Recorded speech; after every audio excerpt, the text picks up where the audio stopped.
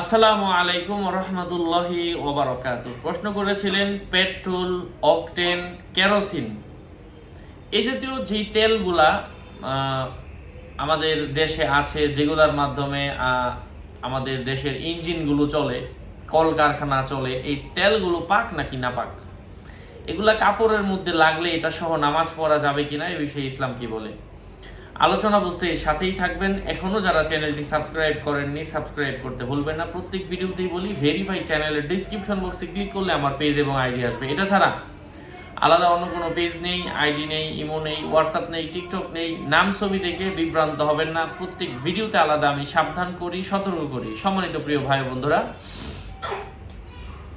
তো যেই প্রশ্নটা করেছিলেন যে ওই যে তেলগুলা, কেরোসিন তেল অথবা অকটেন, পেট্রোল, এই তেলগুলা যেহেতু মাটির নিচ থেকে আসে, খনিজ পদার্থ, তো এটা আল্লাহ পাকের একটা দান। এটাও এক ধরনের পানি। এটা আল্লাহ পাক দান করেছেন আমাদের উপকারের স্বার্থে। পানি যেমন পবিত্র, এই তেলটাও পবিত্র। তবে তবে এই তেল যদি আপনার কাপড়ের মধ্যে লাগে, এটা এই প্রত্যেকটার এক একটা গন্ধ আছে। কিন্তু কেরোসিন তেলের একটা গন্ধ আছে, অকটেনের একটা গন্ধ আছে, পেট্রোলের একটা গন্ধ আছে। তো এই গন্ধগুলা একটু মানে গাঢ় হয়ে থাকে, আতরের মতো আর কি। কেরোসিন তেলের গন্ধটা অনেক বেশি। তো এটা যদি কাপড়ের মধ্যে লাগে, তো এটা সহ আপনি নামাজও পড়তে পারবেন, জায়েজ রয়েছে, এটা পবিত্র। তবে এই গন্ধটা সহজে আপনি নামাজ পড়লেন, অন্যজন মুসলমানের কষ্ট হয়ে গেল, আর মুসলমানকে কষ্ট দেওয়া হারাম। এই জন্য সম্মানিত ভাই বন্ধুরা, এটা ওলামায়ে কেরামগণ নিষেধ করেছেন এবং এটাকে মাকরু বলেছেন।